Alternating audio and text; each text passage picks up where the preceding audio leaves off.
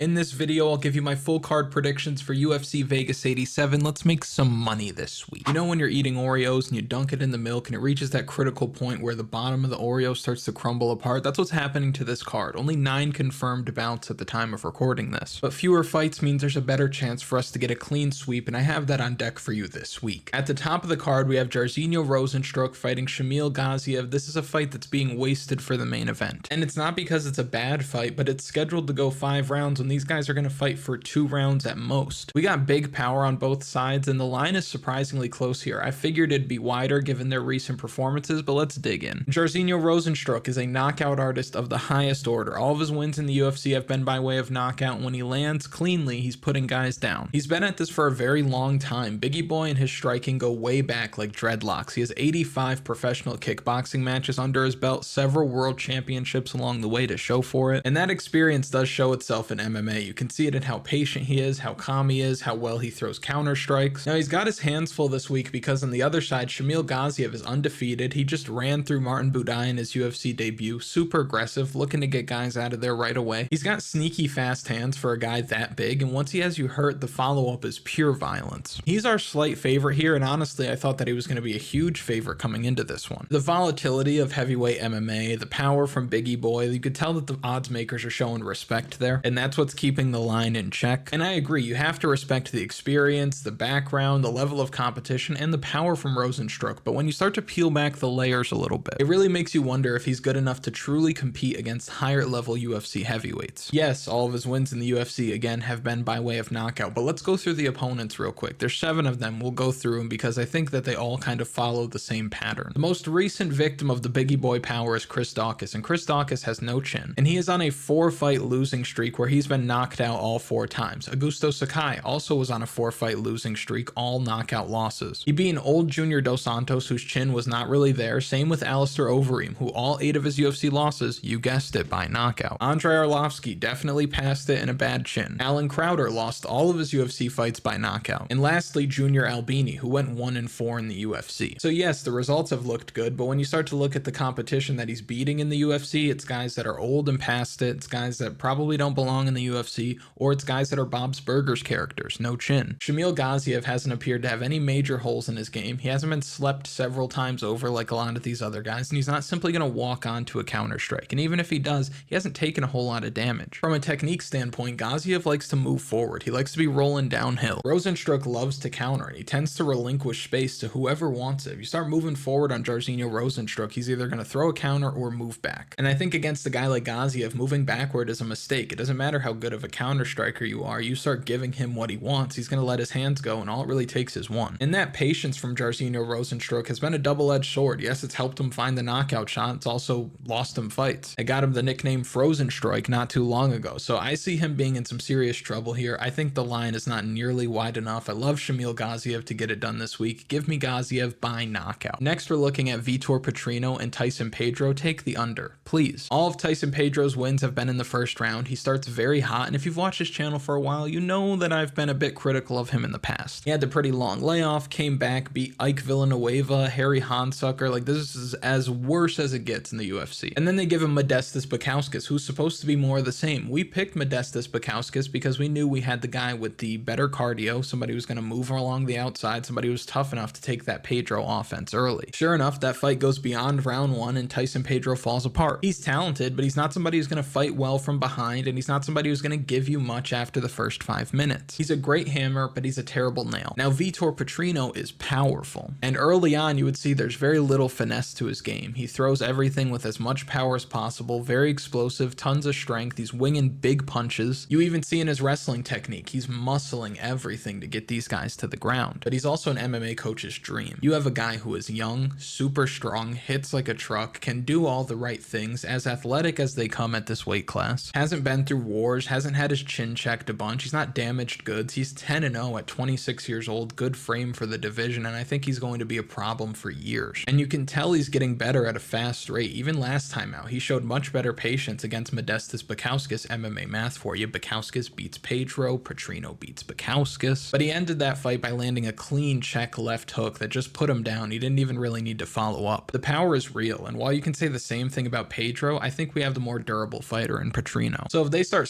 slugging it out, I see Tyson Pedro going down first. And if this fight hits the mat, I think that Petrino is going to be the reason why it gets there. I think it's going to be on the back of his takedowns. Tyson Pedro is good on the mat, but it's when he's in a dominant position. I don't see him being able to sweep or reverse Petrino. If he gets down there, I don't think he gets back up. Overall, I think that Vitor Petrino is better everywhere, stronger, faster, younger, better cardio, better durability. I like him to find a finish in the first round, second round at the latest, but I think this one goes under. That's your best bet. Give me Vitor Petrino to win inside the distance. Next, we have a fight with Mokaev and Alex Perez. If I had $1 for every Alex Perez fight that got canceled over the last few years, I would have $12, and that's way too many dollars for what we're talking about. And if you've watched this channel for a while, you know that I'm an Alex Perez believer. I truly think that he has the skill set complete enough to compete with some of the best fighters in the division, even the guys we saw in the main event last week. I like what he has to offer. I like the leg kicks. I like the wrestling. I think this is a huge step up in competition for Mokaev. But for as good as Perez is, I think Mokaev gives him all types of issues this week. Mokaev has been perfect.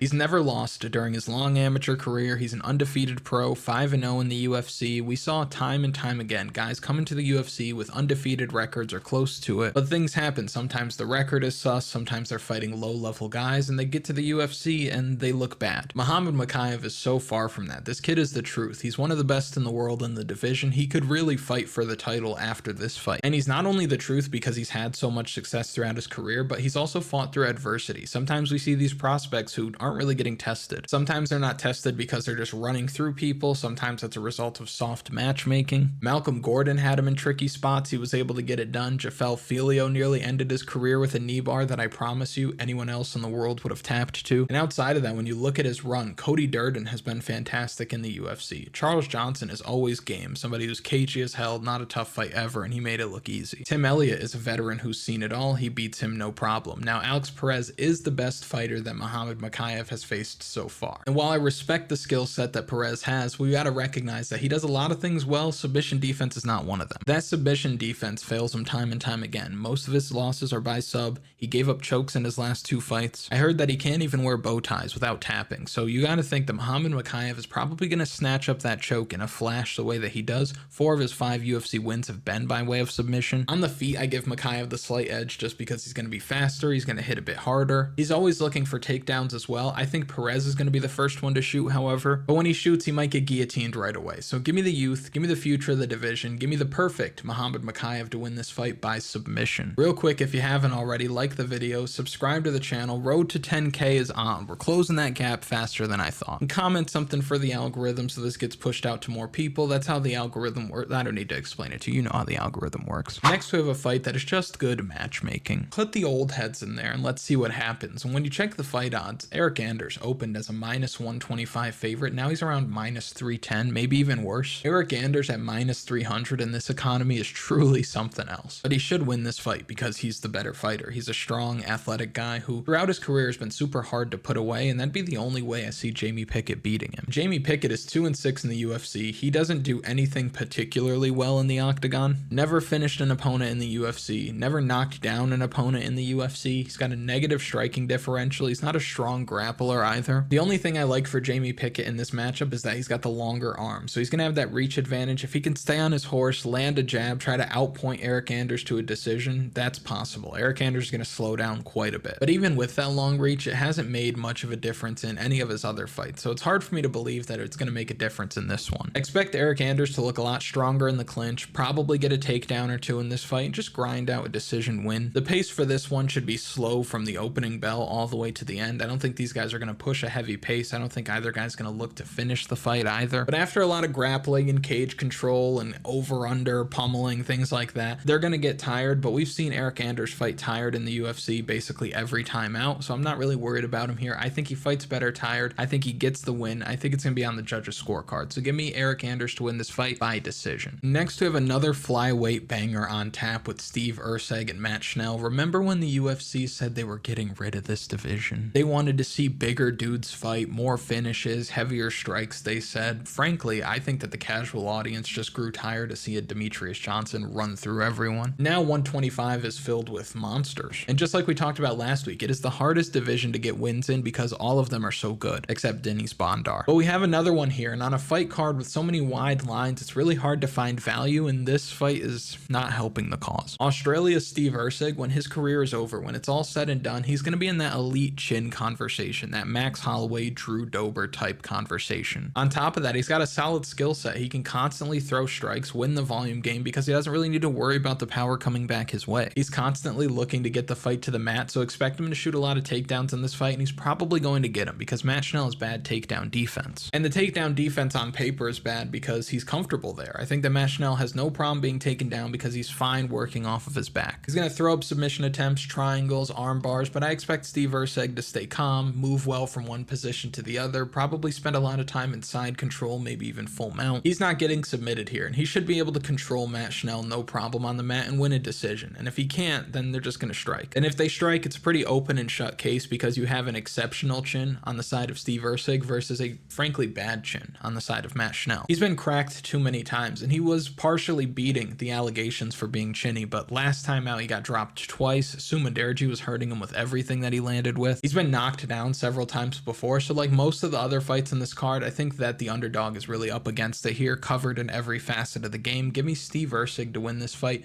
by decision. And as a sneak peek, he's probably going to be on the official betting article this week. You can find everything on kunithmma.com. Last week did snap the streak of profitable events. We were down 0.8 or 0.7 units last week. Still up for the year, still having a great time. And if you want access to these things like the official betting article, DFS strategy guide, lineup optimizer, projections, everything, you can visit kunithmma.com, grab yourself the total access package. If you are only interested in a lineup optimizer, that's just $5.99. Help you build better lineups, especially if you're playing DFS with 20 plus lineups. Some people play up to 150. You can make 1,000 lineups. It doesn't matter. Everything can be found on the site. That'll be linked in the description and in a pinned comment. Back to the breakdown. Next, we have a fight with Umar Nurmagomedov and Bekzat Almakhan. If you say their names 3 times fast, one after the other, the furniture in your room starts floating around. Try it at home. Umar Nurmagomedov is going to close around -900. So why make this fight? I don't know. What I do know is that Umar Nurmagomedov is going to win. He's going to crush this young man on the mat, and it's going to be one-way traffic. Umar moves to 17-0. Now, Almakhan is actually quite good. I went back and watched some of his stuff, and on the feet, you can ring the alarm. He's one of these fighters out of Kazakhstan who's had a great run against quality opposition outside of the UFC. So here's what you do. You bet on Almakhan in his next fight in the UFC, because this is a guy who I could see making some noise in this division, but Umar is going to make it look so easy, so the price is going to be nice next time out when you want to bet Almakhan. So we'll let nature take its course, and then next time out, we'll get some serious gelt on the kid. So again, he's good, but this is worst case scenario, especially in your UFC debut. And what's crazy is if you think about it, despite being young and having a lot of career in front of him, no matter what the rest of his career looks like, no matter what heights he reaches, there's a good chance that once it's all said and done and he looks back on his career, he'll realize that Umar Nurmagomedov was the toughest fight he's ever had. So give me Umar to get this one done. I think it's in the first round. Give me Nurmagomedov to win by submission. Next, we've got Javid Basharat fighting Aiemann Zahabi this week. If you don't remember last time out, Javid Basharat kicked Victor Henry's junk back into his body. The fight ended in a no contest, but still perfect, still unbeaten, 14-0 with 3 wins in the UFC. He had a 100% finish rate coming into the UFC, so he was winning by knockout or submission every time. But since coming into the UFC, he's only seen the judges' scorecards, so clearly that finishing upside was a result of lower level competition, but it's rare when you see somebody do that outside of the UFC and then come in and consistently win fights over 15 minutes. So it's been impressive to see someone who was such a finisher before come into the UFC and his cardio hold up. He's got very high fight IQ. His distance management is as good as it gets. He's one of the more well-rounded prospects we've seen enter the UFC in the last couple of years. Now on the other side, Aiemann Zahabi has been involved in the sport for a very long time, but as far as competing goes, he hasn't been all that active. As you can see on the screen, he's 36 years old with only 12 fights as a pro. Now Zahabi moves well. He has enough cardio to fight a hard 3 rounds, but nothing that he's going to do is going to wow you. He showed some decent power last time out against Aori Kilang where he caught him. A clean hook puts him down, but I see him struggling to land with a lot of power against somebody like Javid Basharat, who's just so smooth and again controls that range so well. I see Basharat winning cleanly, cruising to a decision. He's going to use all his tools. He's going to get his takedowns. He's going to use his nice long jab. He should have the speed advantage. Just every aspect of the game looks like it's pointing toward Javid Basharat, and he's just going to be able to control what happens in the fight. He's parlay fuel of the highest order, and that's the same thing we said about Natalia Silva, same thing that we said about Greg Robo Cop Rodriguez. That's been perfect this year, so all is in your court. But give me Basharat to move to 15-0. I think Javid Basharat wins this fight by decision. Next, we have one of the better fights of the night because these guys are going to scrap. One of them is going down in the first round, second round at the latest, just like the main event. Taking the fight to end by knockout is probably your best bet here. You've got Leroy Duncan coming off of a win over Denis Tiuliulin where he looked great, finished him with a nasty combination, landing just ridiculous elbows. And the dude is a problem on the feet. He's offbeat in a good way. He's creative with his strikes. There's power behind everything that he throws, and he's very comfortable in there. He keeps everything flowy and loose, and somebody with a striking style like that is going to be dangerous if they could stay relaxed in the fight, and that's what he's bringing every time. On the other side, Claudio Ribeiro is the opposite. He's not very loose. He's not very relaxed. He seems tight, coiled, wants to explode, and throws everything into these punches and kicks. So it's a clash of styles within a style. It's going to be a clash of styles within a kickboxing match with 4-ounce gloves, right? Well, I'm not so sure. Claudio Ribeiro was knocked out in his last fight by Roman Kopylov where he was caught with a perfect head kick, and normally I wouldn't put too much weight on that because it was great technique from a great striker, and you're not going to see that all the time. You're not going to see that combination of things all the time, but CLD does have that in his bag, so if he goes shin to chin, that wouldn't surprise me. And Claudio Ribeiro doesn't seem like a scholar by any means, but I do think that he's smart enough to realize that the only edge that he probably has here is with that little bit of grappling that he brings to the table. I expect him to lean on that. We saw him grapple effectively against Joseph Holmes. Ultimately, that led to him finishing the fight. We saw Leroy Duncan taken down by one-dimensional striker Armen Petrosian, who we love Armen Petrosian, but he couldn't take down someone's contact information, let alone a UFC fighter. So that's a huge concern for me when I'm looking at this matchup. Plus, if you go back and look at the Petrosian fight, CLD looked bad even at range. He was inaccurate, he was getting outstruck, again he got taken down, and didn't appear to present a whole lot of danger. Against Denis Tiuliulin it was different, but Denis Tiuliulin's not UFC caliber. I think that Claudio Ribeiro is. A finish on either side won't surprise me just because of the style that both of these guys have, but I do think that the line is a bit too wide for the type of fight that we're going to have. And the last note I'll give you is that Claudio Ribeiro has great low kicks, and I think he can use those to slow down that movement from Duncan, because once Duncan can't move, it's over. Ribeiro's not afraid to brawl, to wrestle, to throw those hard low kicks. I think he's going to look stronger than CLD in the clinch. I think that the dog is very live here. So give me the Brazilian, give me the possible wrestling, give me the dog, give me Claudio Ribeiro to win this fight by knockout. And the last fight we'll look at will be with Abdul-Kareem Al-Selwady fighting Loik Radzhabov. Al-Selwady's making his UFC debut here. He's slightly favored, and I get it. He's the younger guy. He's going to be the faster guy when they're striking. I think he's going to be able to defend the takedowns here, and that's all you really need to do to beat Loik Radzhabov. We saw Radzhabov take down Esteban Ribovics over and over and over again, and he couldn't control him on the mat. He could not keep him there. And when Ribovics got back up to the feet, he started piecing him up, and by the third round, Radzhabov had nothing left. In Al-Selwady, you got a guy who cashed as a pretty big underdog on Contender Series. He spoiled the George Hardwick party. He's fighting out of Fortis MMA, so you know they're probably coming in with a good game plan. He's got that wrestling base, so I expect him to be able to keep his feet here, and again, that's all he really needs to do. Hips, hands, and heart are Loik Radzhabov's kryptonite, so as long as he keeps the feet, puts the volume out there, he's going to catch him, and he probably knocks him out. We saw Esteban Ribovics touching him up, and we saw last time out against Matus Rebecki, he got knocked out. He was a 500 fighter in PFL. So far, he's a 500 fighter in the UFC, and I don't think that he's going to be able to compete with these guys at this level for all this long because he's getting older. I feel much better about the UFC debutant, who's going to be a bit shorter, which I think will make it harder for Radzhabov to take him down. And I think if he wants to get takedowns of his own, he's going to do a better job of controlling Radzhabov on the mat than Radzhabov would be controlling him on the mat. So give me Abdul-Kareem Al-Selwady to win this fight. I expect him to win inside the distance, sometime in the second or third round after Radzhabov starts to slow down. If you've made it to this point in the video, thank you so much for watching. I really do appreciate it. Make sure you like the video, subscribe to the channel, and I'll see you later in the week for final picks.